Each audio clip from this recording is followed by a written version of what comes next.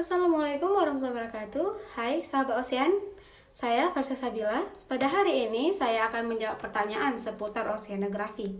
Pertanyaan pertama, produksi hasil tangkap nomor 2 di dunia. Kenapa nelayannya belum sejahtera?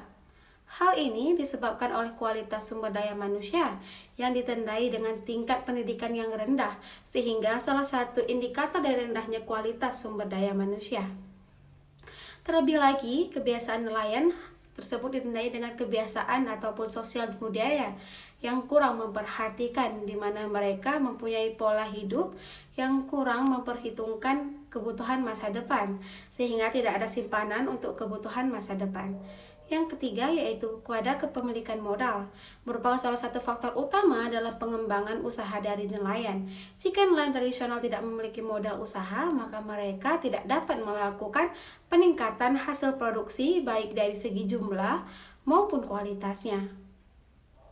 Dan keempat, ada peranan lembaga ekonomi. Hal tersebut disinyalir karena belum adanya lembaga ekonomi ataupun lembaga perkumpulan nelayan yang bertugas menaungi keperluan menyalurkan hasil tangkapan nelayan serta memfasilitasi kebutuhan-kebutuhan nelayan tradisional.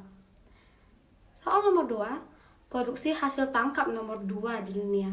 Kenapa komoditas ekspor produk perikanan Indonesia jauh tertinggal dengan negara-negara tetangga?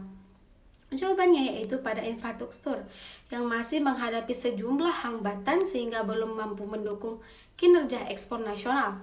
Pada saat yang sama, aspek-aspek yang bersifat administratif, birokratif, turut berkontribusi menambah beban biaya. Keduanya secara akumulatif berdampak pada ketidaklancaran proses pengiriman barang ekspor dan juga berujung pada pelemahan daya saing. Pertanyaan nomor ketiga, kenapa industri hasil pengolahan perikanan terkonsentrasi di Pulau Jawa?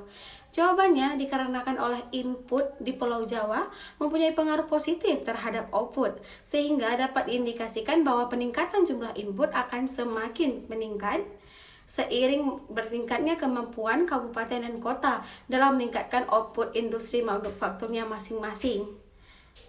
Ketiga, juga ada upah yang mempunyai pengaruh positif terhadap output, sehingga dapat diindikasikan bahwa peningkatan jumlah upah akan semakin meningkat jika output industri manufaktur berbasis perikanan juga meningkat.